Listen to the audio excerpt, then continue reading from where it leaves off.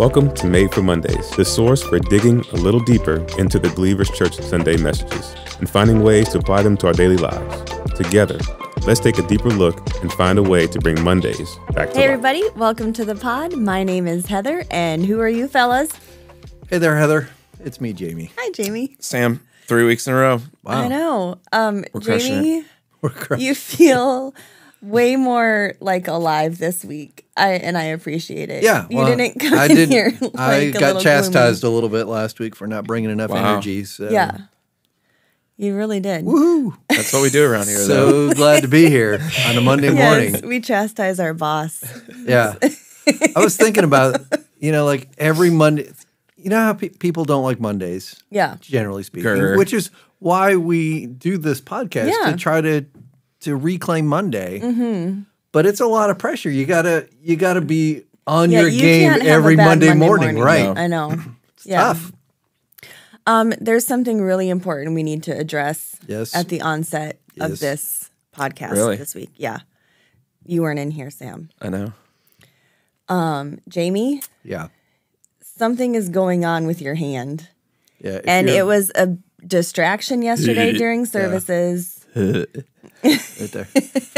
And you Dude. just need to set the record That looks straight. worse than last week. What is going See, on? that's what Jeremy said too. I think it's looking a lot better. It's getting there. It's almost better. Yeah. That's great. It's almost great. Yeah. So I debated yesterday, bandage it or not bandage it, and I started out with bandage You because got to. The because sympathy vote alone. I went to my that's Sam how you would have that's how wrapped you his process arm. it. Right. I can't up believe to your elbow. in the I 13 years I've never had a sling on or anything. Just can't for even fun. play guitar. What happened? Here.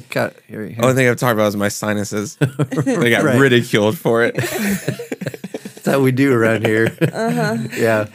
So I went to my daughter's house Saturday evening for dinner, and she was like, "Dad, your hand, it is so gross. I can't even look at it." So I was like, well, maybe I should put a bandage on it. So I started out with a bandage yesterday. Yeah. And I get here, and Mike is getting he's on our Sunday Ready team. He's getting all the banners set up and stuff. He's like, "Jamie, what happened to your hand?"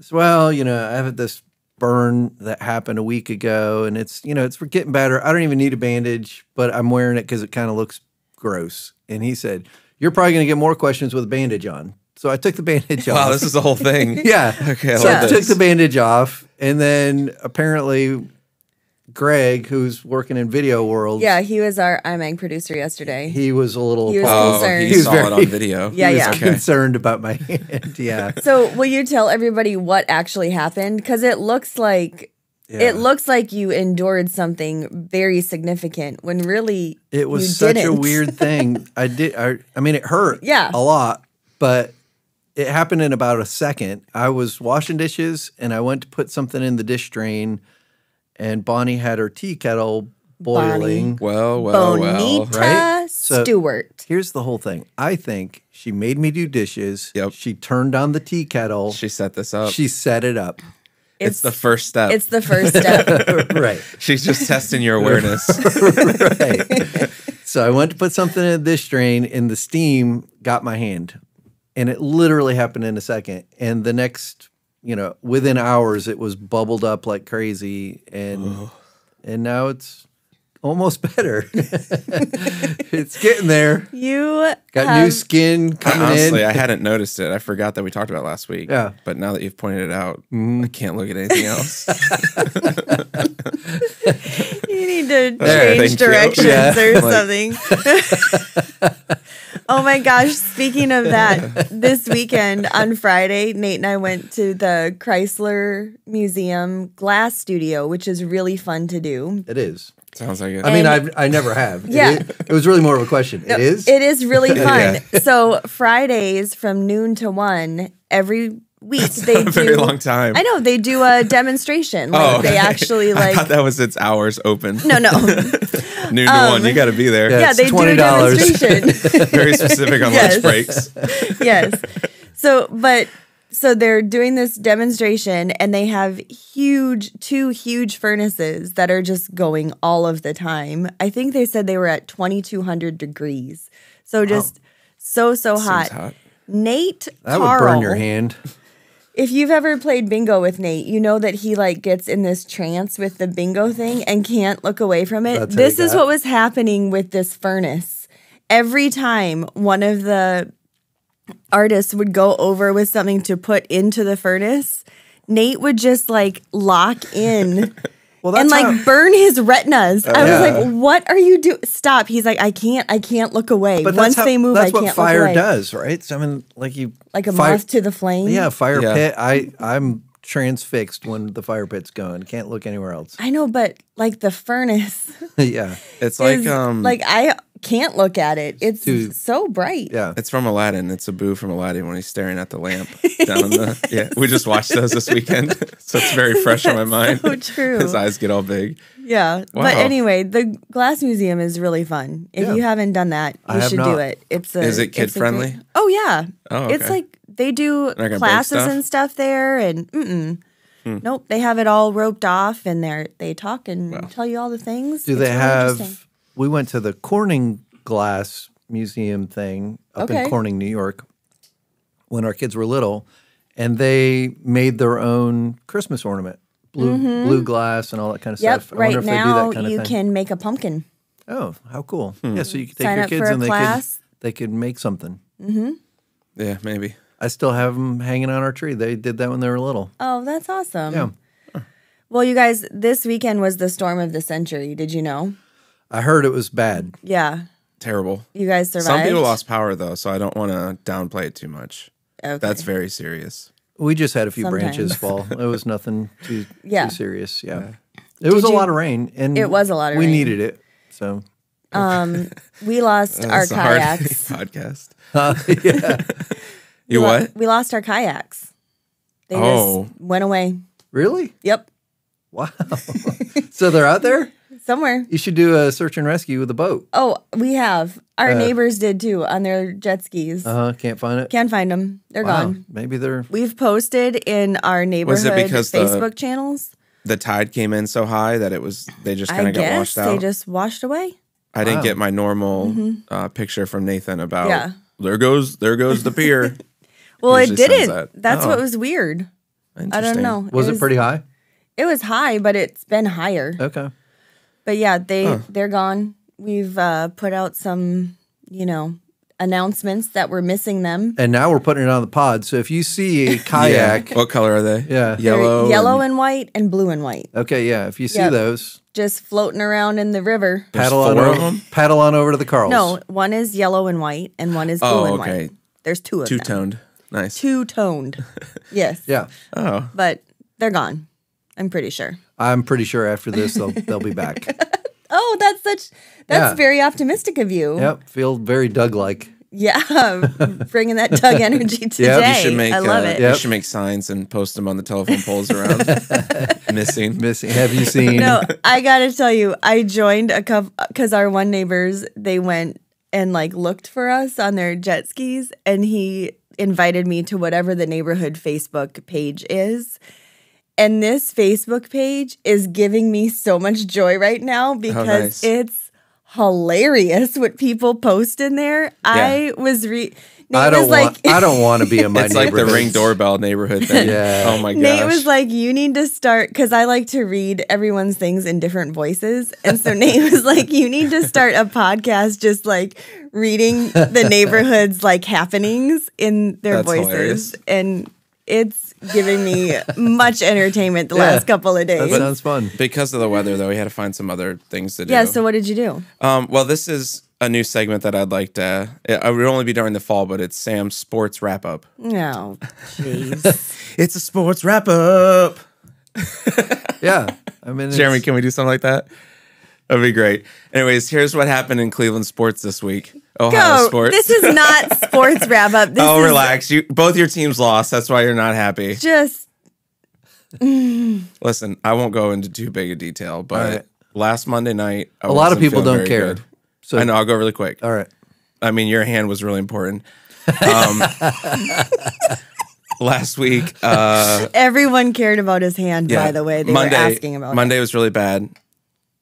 Sunday was really good. That's sports wrap up because you guys just said don't tell details. So All right. Oh, I appreciate that. That was great. You Yeah, can do that. That was that was good. sports wrap up. Yeah, that was riveting. There was nothing to do this week though. I mean, because it was just rainy and we hung inside a bunch. Yeah. Yeah, we watched some movies. Yeah. We watched Rudy. Oh. It's been a minute wow. since we watched Rudy. Yeah. Well, that's interesting because Ohio State played Notre Dame, I know. and that was a big thing on campus. Can it was we? at Notre Okay, Dame. I do want to talk about this. Yeah. Can we talk about the horrible helmets that Notre Dame is wearing? I mean, they're kind of a staple, but they're a little bit. No, they're very bright this Oh, year. I understand. Yeah. Yeah. That. I mean, they're just trying to be flashy. They're like That's what happens. usually, Notre Dame has the gold. Yeah, that's what I thought. They're like a nice muted Yeah. gold, still metallic but muted. Right now, it is like this. It's like looking at the furnace at the Chrysler Museum. Rudy glass would not be happy. studio. No, he wouldn't be happy. No, that's away from the tradition. But Yeah, But either way, they lost, so so you're happy. everything's good. They can wear whatever they want. yeah. Maybe that's what caused them to lose. Maybe. Yeah. The only other thing is the kids are into. I don't think I'm going to say this right. Is it perler beads? The perler. Are you asking me about what kids are into? I No, have what idea. my kids are doing. They made the helmet Oh, thing. I think those, it's like, pearl. I don't know what pearl they're or called. something. But it's like the little. They're kind of like beads, but you put them on this plastic, and then you iron them once they get out, and you can Okay. make whatever you And want. they like melt together, kind of. Yeah, it's like a whole craft store in Okay. my living room right now. Just Nice. beads everywhere. Yeah. Well, but they did that. Mason made me a Vikings one. Yeah, so if any listeners want something, Nice. they do pretty much anything. Wow. If it's sports, if it's a favorite book, I'm sure they can do that. Just the cover. Yeah. It's anything. Wow, Yeah. that's great. Motorcycle. Maybe they'll make a motorcycle. Maybe. Yeah. oh, that'd be that's great. a good request. So we did Yeah. that a lot this weekend. yeah. Nice. So it's good. Yeah, that is good. I mean, crafts are good. Yeah, crafts are great. It is. Gets them off their devices. Yeah. Super into it.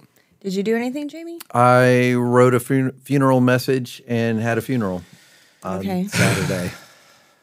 So yeah, I wrote the message most of Friday, and then Saturday I did the funeral and got ready for Sunday. It was a very full weekend of Yeah. work. Lots of working. But then Sunday was awesome. Sunday was Sunday such was a Oh good my day. So good gosh. yesterday. Sunday. We're going to get into the message, but let's just talk about all the other things that were going on. I have a very fun fact from Sunday. All right. 4 vocalists on Sunday. All of us are pastors' kids. That is a fun Wow, fact. That's kind of cool. And Yeah. then Timmy, who played bass, pastor's kid, Nazarene pastor's kid. Wow. Chloe on keys, Oh, yes. pastor's kid. Like Yeah. it was. I don't think Carl and Jason were pastor's kids. Yeah. But maybe they were. But it was almost a whole stage full of pastors. That's amazing. Wow. Yeah, we were talking about it backstage. It's yeah, pretty that's That's is awesome. very cool. But yeah, there's some weeks that are just I don't know. It's just a stronger. I don't know what it is. I don't know what it tell is you. either, but I will say the worship set yesterday, and that the one song with Ben and Stephanie, Yes. the amount Promises, of vocal yeah. stuff going on in that Yes. song was Yes. So unbelievable. beautiful. It Yeah. was They're so good. All of them are so amazing. I fake it. I just step away from the mic and let them do it. No, It They're was so good. It was incredible. awesome. It Yeah. truly was. I feel like I was telling a friend this morning on the way into work. I feel like there's this buzz happening right Yeah. now that we haven't had for a while. Yeah. Like I would it agree with feels like there's like this surge kind of energy. There were so many people here yesterday. I was like, oh my gosh, leading up Yeah. to this year's big day is Yeah. like, we haven't felt this way for a while. Yeah, it's pretty and awesome. God is up to something Yeah.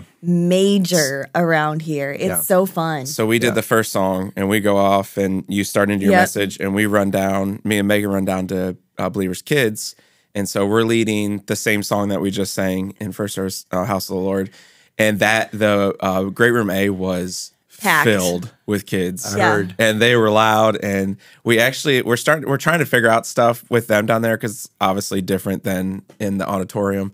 And so we sped up the song just a little bit, Oh, yeah. and that got them super into it. So that was amazing. We went back second service, and a pretty good crowd of kids in there. And we sing the first verse, and these 2 poor little boys, they were so into it, I think, and they ran into each other. Because they're like dancing and Yes. stuff. Yeah. So now they've hit their heads on each other, and they're right in front of me. And I'm about ready to go into there's joy in the house of the Lord. And they're just crying. Teachers and volunteers are trying to get them out and console them. And I got the giggles and I felt so bad, but it was so funny. And then all the other kids jumping around. There's no cares down there. Right. They're all in. Yes. And I love that. But today, or yesterday, it felt like the auditorium was all in too. So yeah, I think Rhonda said there was almost 90 kids in Great Room A during that time. And I think Great Room A can hold 107 or something like that. It was almost maxed. Yeah. Wow. Mm-hmm. It was awesome. So that's really fun. And then after service, we did the B group kickoff, and that was so great. Yeah, do you want to share about that a little bit, Jamie? Sure. Yeah, it was great. Jen did such a good job getting that all set up. So yeah, all the B group leaders, hosts, co-leaders, I think, were in there, and just trying to get everyone set up and excited, cast a little vision for the new semester that's getting ready to start the first week of October. So just next week. And yeah, it was super good. Had a time to pray over all the group leaders, had some food. Kelly told a great story about groups multiplying, and yeah, it was just it was really good. Yeah, it was so great. And you shared an amazing testimony, and just it played so well into the message from Sunday too. Just the call that we have as group leaders and why we do B groups is to really foster this discipleship thing that we've been talking about all throughout this series. So yesterday we wrapped up our series Back to School. And Jamie, you started off just kind of going into how Jesus's words spawned a global movement that has endured for thousands of years. Yeah. And you talked about his authority. So I'm just wondering how those two, if you can connect those two for us a little bit more, like what role does his authority play in the movement's longevity? So when I was writing that message, I started thinking about multi-generational businesses, and statistics say that businesses don't make it past 3 generations. Like it's a very high percentage of family businesses that go out by the 3rd generation. So you have first one that's building it, second one maintains it, third one loses it. Basically, is kind of how that goes, and it's well more than half of all businesses fail that are multi-generational fail in that third. And so I was gonna talk about like just how amazing an organization that endures for more than 2,000 years. Yeah. It's almost, it's unheard of. There aren't many things that you can point to that have that kind of endurance.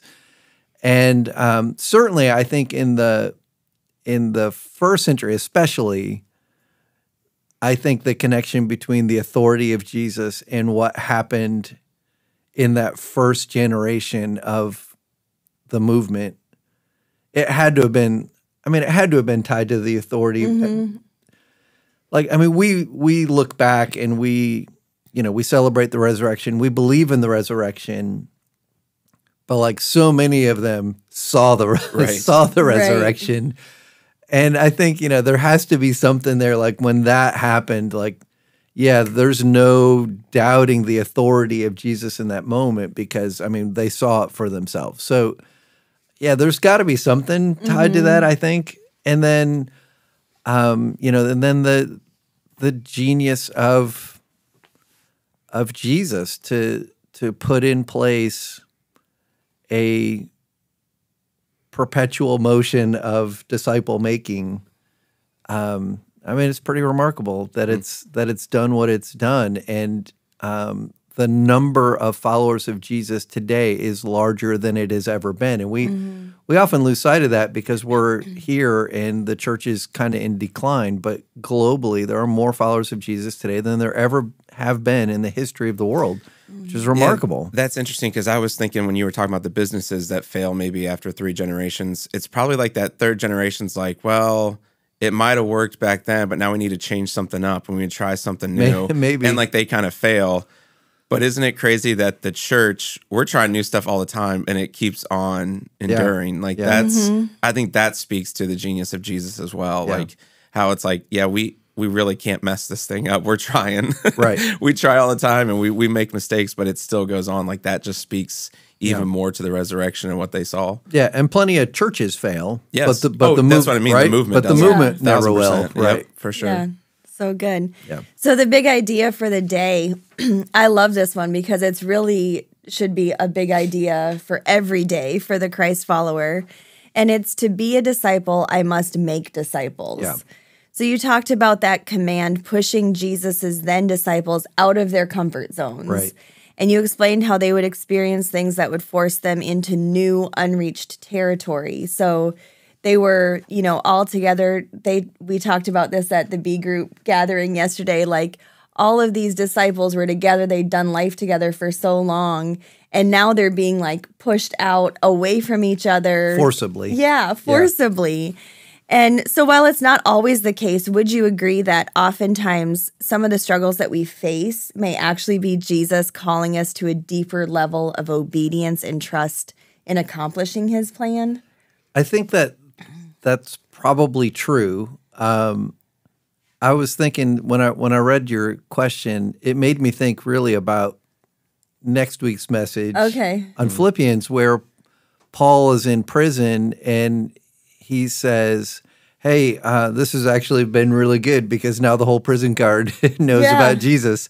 So he certainly viewed it that way, that going into new environments, even if they're not of our choosing, they're certainly, God is orchestrating whatever he's orchestrating, and they're opportunities. They certainly are opportunities to be making disciples wherever we are. And I think just having like a missionary mindset, always having an eye on, who's around me, what opportunities do I have to scatter a little bit of seed of the message, or to show the love of Christ in some kind of way. I think it is important sometimes we get so locked in on ourselves, we lose sight of who's really around us, but we always have opportunities to be impacting others with Christ, with his message in some kind of way. So yeah, always be looking for that. Yeah, what are some ways that you guys have seen that unfold? Like seen yourself or even others be pushed out of comfort zones and allow that space, that place, the interactions that people are having open up to like God conversations.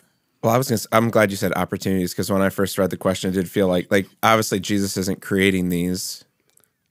Maybe he is, I don't know. But it's like, I don't think like the bad things that happen, like he's not creating those things. So that's why I think opportunities is such a good word there.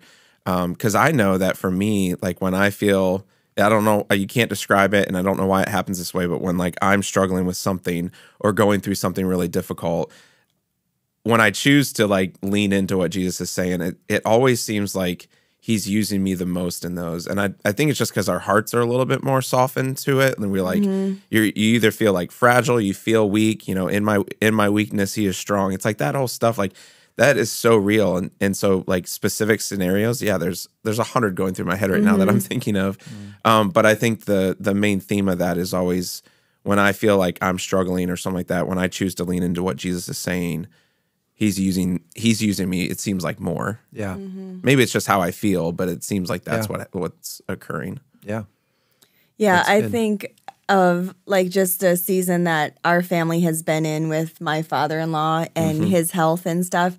Like there are people like his medical staff and his care team, and now like the ladies that are his PT and OT gals, and they're coming to his house every week. Like there are interactions that he's having as a man of faith, and my mother-in-law, and that they're having together with people that they wouldn't otherwise have interacted with. And I think of those kinds of things. I mean, you talked about last year, Sam, like you and Tyler were very intentional to coach this basketball league that was, because it's going to put you in relationships and in a circle that you wouldn't be in unless you were purpose, had purpose to do that. So I think that's really. But it's opportunity, like there's opportunities all the time. Mason's playing flag football, and I've seen the guy and his family, they played together last year, and I never talked to him. Well, for whatever reason, this past Thursday, we ended up standing next to each other, and we talked for 20 minutes. And it wasn't like, I don't know if he loves Jesus or if, it's not like he got led to Jesus, but like the opportunity was there. I didn't have to. I could have went and sat in the seat and just stared at my phone. Yeah. But there's opportunities because you walked into them. You lean into what the opportunity was there. Yeah. I'm guessing a 20-foot banner in my front yard could create a couple opportunities. Are we going to talk about that now? Sure. Yeah. So I meant to say that in the weekend. One of the weekend things was keeping this dang sign up at Chick-fil-A that we put up. So a bunch of us in the office, we put the big banner that Jeremy created for Big Day this coming Sunday. There's a $500 gas card opportunity to win that. It's like the service times. And Chick-fil-A on College Drive let us put it up in front of their place, which is very nice. Amazing. Yeah. And we will try not to take advantage of that too often. But we put it up there. And then, of course, a subtropical storm comes through. So we were up there Friday, ratcheting it down and trying to get it all locked in. But yeah, I hope that reaps some stuff. And then we have one more sign. And so today, after this, we're going over and we're going to throw right in Pastor Jamie's front yard. Hey, Bonnie. This is your warning. I haven't told you yet. There's going to be a big banner when you get home today. Oh, man. I hope she doesn't see us doing it. She can call it cops on us. It's also going to allow you to get really great reviews for your Airbnb. Yeah, we have a new guest in there right now. Yeah, gonna have and I think we have another one coming later this week. Banner. So it's a big banner. There will be two guests that get the opportunity to see this. But it wasn't. We didn't just do it because you're the boss. We looked at everybody's front yards and we thought, what's the most views? And you and Lee by far. Yeah, there's a lot of cars that go by my house every day. Yeah. Now watch, school will be canceled for the next 4 days. No, it's gonna be great. It'll be great. Yeah. So Jamie, we're going to talk about this a little bit more, but I would love for you to just kind of set the stage and give us a little bit of history around Passover. It's something that we talk about, but we don't necessarily have a good understanding of what that meant to the Jewish people in their practice of it each year. Can you just give us kind of a overview of it? Start with the angel of death. Yeah, so I mean, I can give you like the historical context, and then if there's something else that you want, you can tell me. So the Passover celebration was it's one of the premier celebrations in the nation of Israel, and it was the celebration of their freedom from slavery in Egypt, and it was the death angel. It was just that little thing. Yeah, just the last of the 10 plagues. So, if you recall the movie, there's a plague. Let my people go. Let my people go. Pharaoh's like, I'm not letting them go. So there's these plagues, and they're successively worse, every one that kind of rolls along until it gets to this last one. And God says there's going to be this angel that's going to sweep over the land of Egypt, and the firstborn of everything is going to be killed, cattle, people. And the only way that you can be spared, the only way that this angel passes over your house and doesn't inflict this plague is if you sacrifice a lamb and spread the blood on the doorpost of your home. And by doing that, and that was a big deal to them. I mean, that was part of their. It was, and it was also, it was also an act of faith. Sure. Right? So God said to do this, and I will protect you. You'll be safe. And by faith, they did that. They sacrificed this animal. They placed the blood on the doorpost, and that becomes the meal too. They don't waste the animal; they eat it. So it's their meal. It's the Passover meal. And sure enough, that night rolls through. Pharaoh loses his firstborn, and he not only lets them go, he demands that they leave. Mm-hmm. And so the nation of Israel is now en route to the Promised Land, which should have been a pretty short journey and ends up being a 40-year thing, right? Mm-hmm. So for every year, for thousands of years, they would celebrate that moment because it was such a big moment in their national history. And so they would slaughter a lamb and they would eat that same meal and they would remember what God did for them. And I always love like John 13 because that's where Jesus makes this unbelievable connection between the Passover celebration, which happens, it's at the beginning of the Bible, right? It's like the beginning of this whole story of the nation of Israel. And Jesus basically says, yeah, all of that is about me. I'm the Lamb. Yeah. I'm the Lamb of God who will be sacrificed to set people free, not from slavery or slavery to sin, and set them free and forgive them. And if by faith you will trust in me, you will be set free. I mean, it's so amazing. Right. And Jesus says, yeah, thousands of years of celebration, they were all pointing to this moment where I go to the cross. I mean, that's incredible. It's incredible. So yeah, that whole thing is happening. Jesus is coming to the end of his ministry here on earth. And so he's with his disciples and they are celebrating Passover. That's kind of that's the moment. Yes, the moment. And in your message, you talked about Jesus's sense of urgency in this time when he's having this meal with his guys.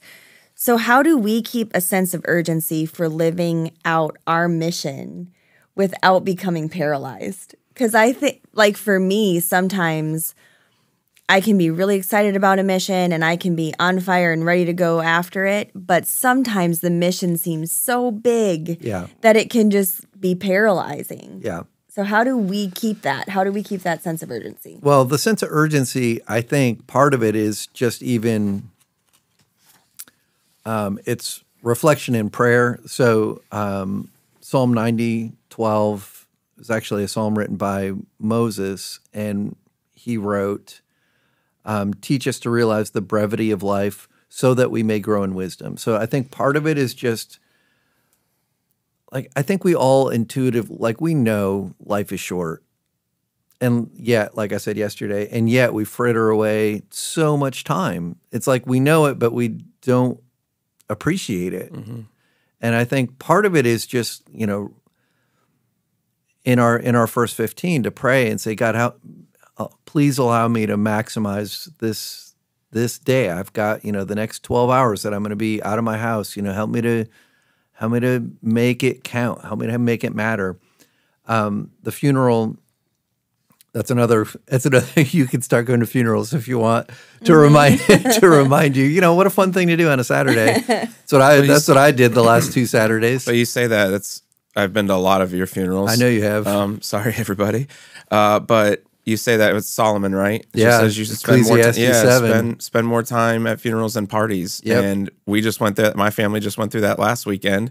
And it is like, you don't realize it till you're sitting there. You're like, okay, you just, even if you don't want to, you take everything in. Yes. And you're like, wow, yeah, life is short. Yeah. Even a 93-year-old, like, man, that went quick. It did go right. And then I'm thinking, I'm 39. You're like, that goes quick. Yep. But it's been a week later, and I'm already back in. You're back in the routine, and you just kind of go back in, and you forget about that. So it's good you're spending time at funerals these last few weekends. Yeah. So I actually had those verses written down too. No, it's good. Ecclesiastes 7, 2-4. Better to spend your time at funerals than at parties. After all, everyone dies, so the living should take this to heart. Then he says, sorrow is better than laughter, for sadness has a refining influence on us. And then he says, a wise person thinks a lot about death, while a fool only thinks about having a good time. And it's not to be morbid. It's to remind yourselves, I have limited time. I don't want to screw this up. Yeah. You know, I want to make sure that I'm staying on track with the things that are most important.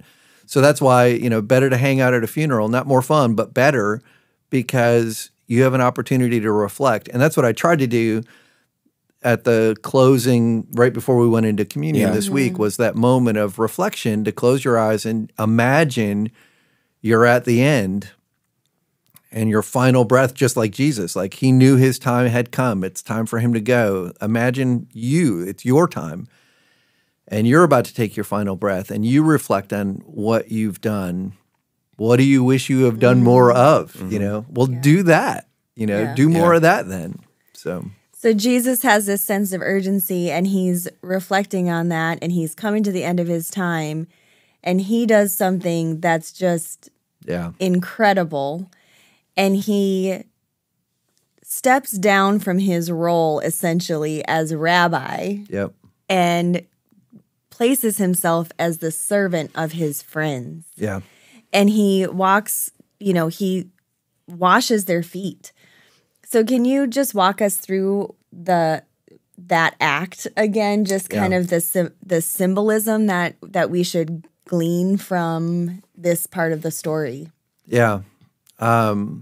It's this unbelievable moment where the one in charge stoops to the role of the least. And it was so shocking that Peter was like, this cannot happen.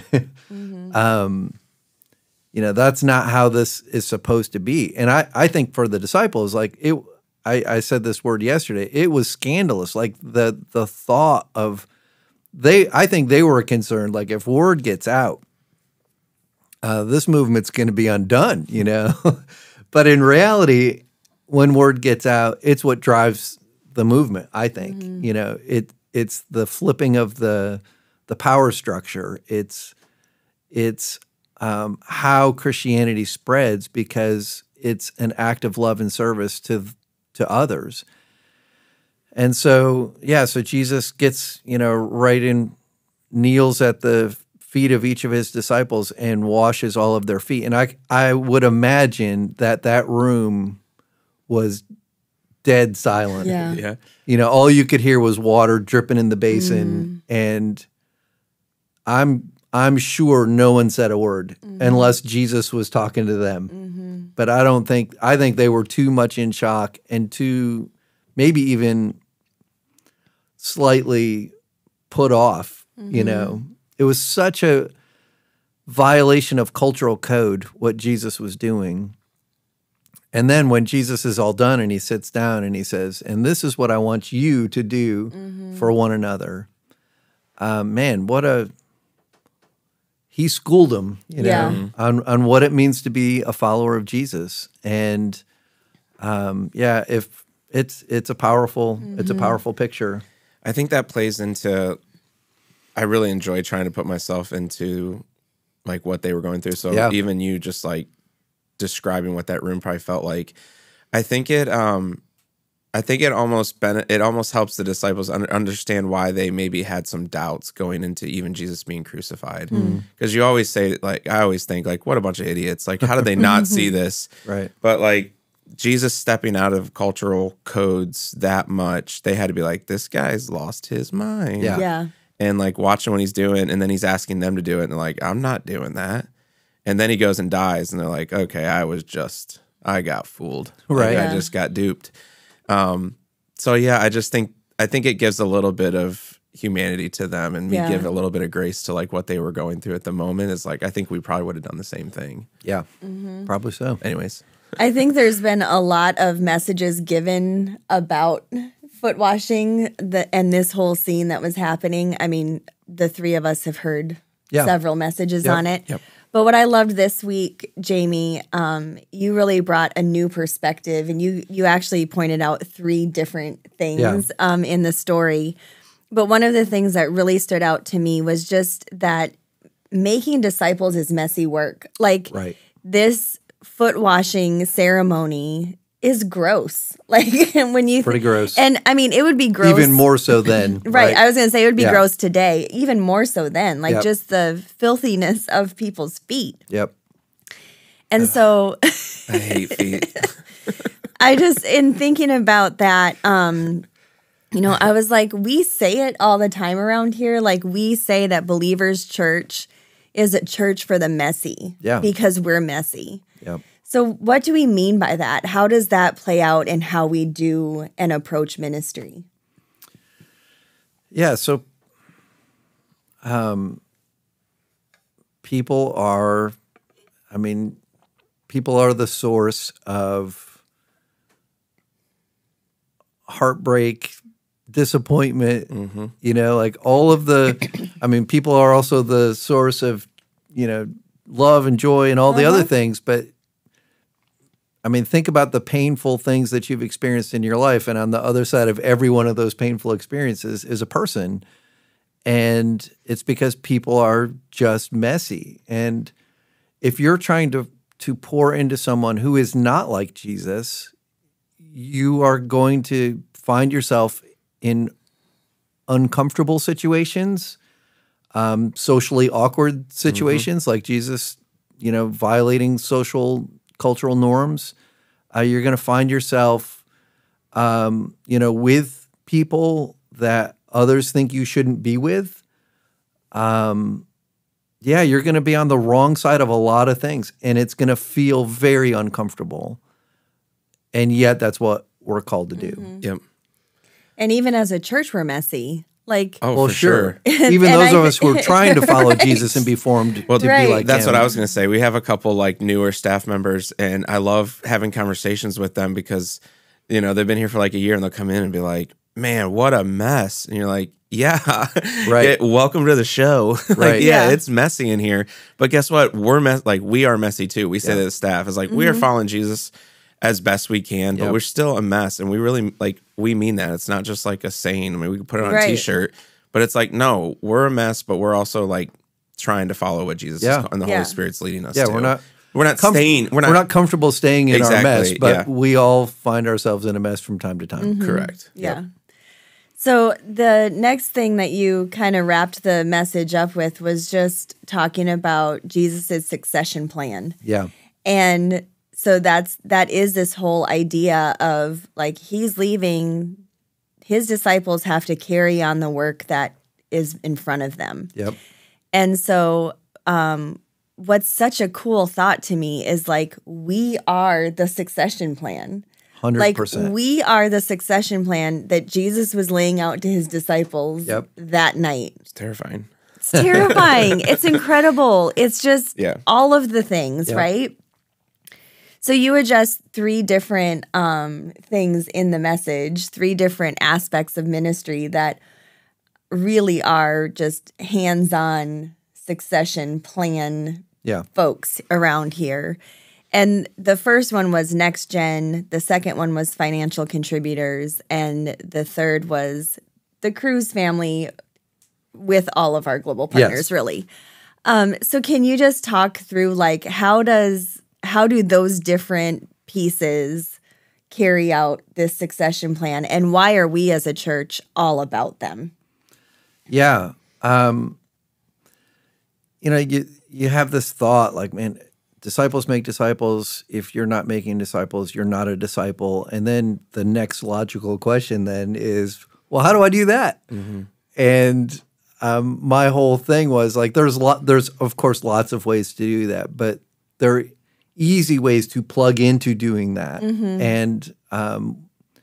And those ways are things that you're probably either already doing or you have opportunities to do. So the next gen piece is, just what we do with our kids week after week on Sunday and on Wednesday. And, Sam was just talking about leading worship over there, and that's part of, teaching these kids to worship. And there are teachers in the classrooms, and there are assistants over there. And I know it feels like you're just doing crowd control stuff, but it's making a difference. Yeah. And, we see it every time we have a baptism where our next gen kids are stepping into the waters, identifying as followers of Jesus. That's part of discipleship. It's part of what Jesus told us to do. Go make disciples and baptize them. And so, it's just one of those things that you can do. You can do that. And you don't have to be a perfect disciple before you start making disciples, because if you wait until you've got it all figured out, it's going to be too late. Mm-hmm. Then the succession plan breaks down. So you have to do it while you're jacked up, right? So, so those environments. And I also mentioned, our B groups. And I think like B groups are one of those opportunities. You don't even have to lead a B group to be a part of disciple making in a B group. because there are always opportunities to serve and be humble and show love and kindness and generosity to people in your group who are going through whatever they're going through. And then, the financial contributors, they're making ministry happen right here. They're making all of those things that I talked about happen, but they're also, Jesus said, make disciples of all the nations, and we can't be everywhere, but we can help fund people who are in other places as they try to make disciples. And so, we have these global partnerships where we give, significantly to people who are in other nations, or are, in the case of the Cruz family, are making disciples of people from other nations in our nation, which, if, there's a lot of political stuff around immigration and, illegal immigration and all of the flood of people that are coming in here. And I get the politics of that. But if you start running it through the Jesus lens and you say, well, if the nations are coming to us, we probably ought to start making disciples of them. Right. Yeah. And that's exactly what the Cruz family's doing there in Nashville. Yeah, either way, people are here. They're here. Right. So- They're here. So as a church, I mean, this doesn't, this may not change what your politics are Right. around this, but I mean, here's an opportunity to make disciples of the nations in our own nation. You don't even have to go anywhere. Yep. And so, they have Venezuelans and Mexicans and people from Costa Rica Colombia, Costa and- Rica, yep. all over the place that are pouring into Nashville, and there's a church for them. Yeah. And they're just doing a great job of reaching that community. And he's Mexican and she's American. She was a missionary in Mexico. They ended up getting married. Yep.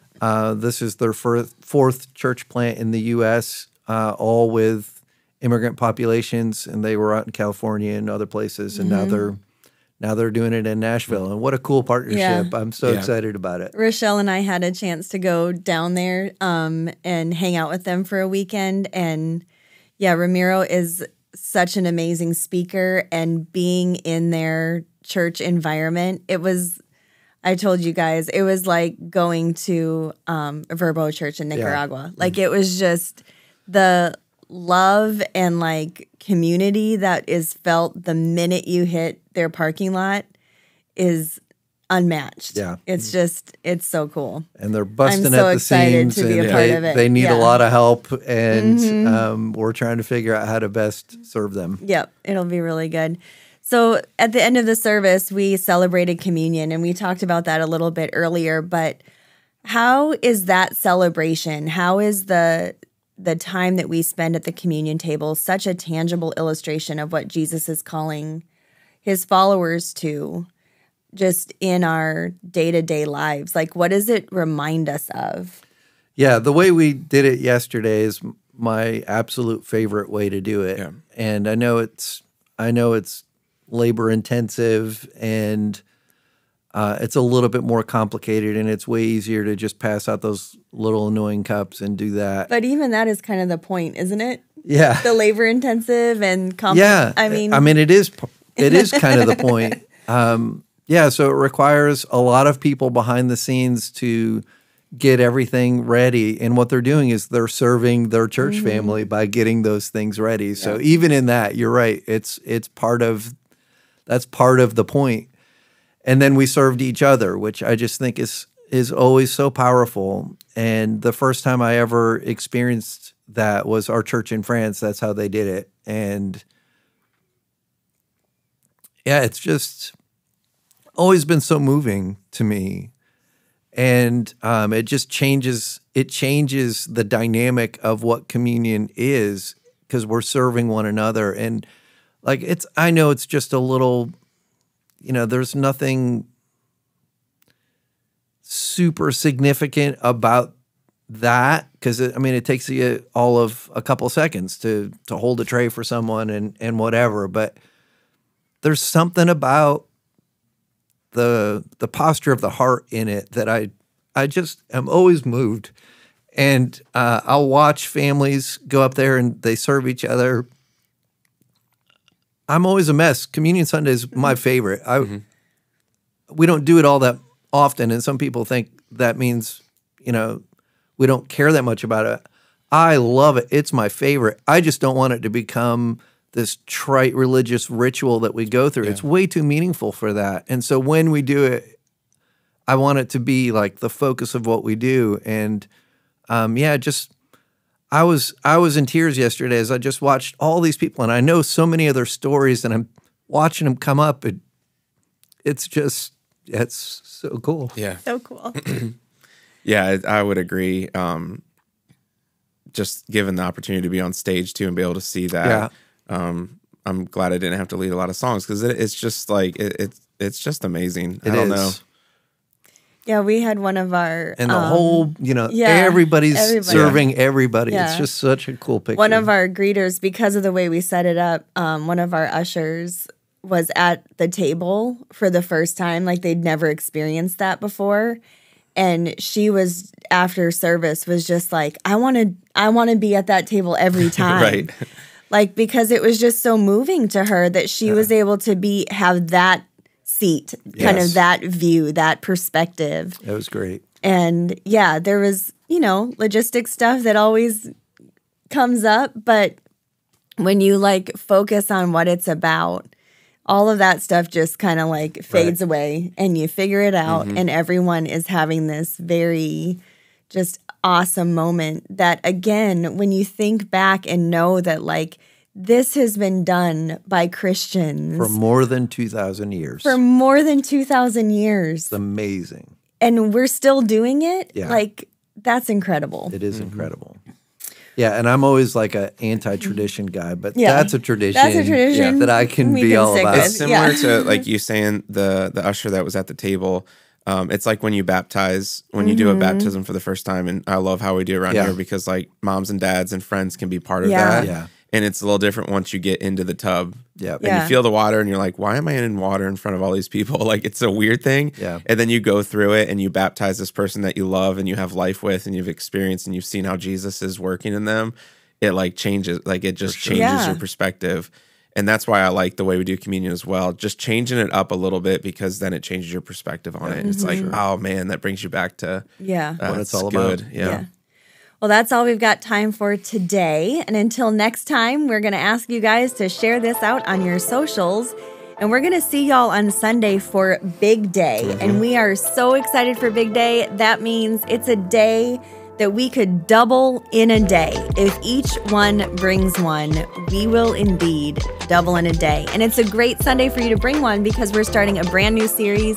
It's called Joyride, and you're not going to want to miss out on that. So we will see you on campus at 9 and 10:45, or you can catch us online at 1 o'clock through our YouTube channel. Thanks for being here, friends. Have a great week. Go and be love.